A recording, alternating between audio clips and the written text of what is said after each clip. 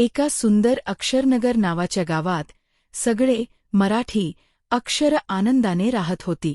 त्या गावात 2 गट होते. स्वर अ, आ, ई, व्यंजन क, ख, ग, घ. स्वरांचा अभिमान.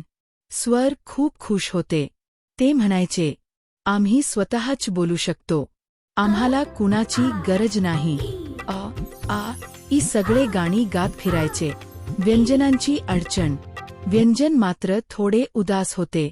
क म्हणाला, मी क आहे, पण मी एकट्याने नीट बोलू शकत नाही. ग म्हणाला, हो ना, आपल्याला स्वरांची मदत लागते. मैत्रीचा क्षण.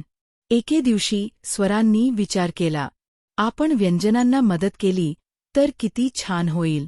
तेव्हा आला आणि क जवळ गेला. क का आला, क आ का. सगळे अक्षर आनंदाने ओरडली. वा, आता आपण शब्द बनवू शकतो. नवीन जादू. सगळे मिळून शब्द तयार करू लागले. कमळ, गणपती, माकड. आणि मग वाक्य, गोष्टी, गाणी. गोष्टीचा धडा. स्वर आणि व्यंजन एकत्र आले कीच भाषा सुंदर बनते. एकट्याने नाही, तर मिळून काम केल्यावरच जादू होते.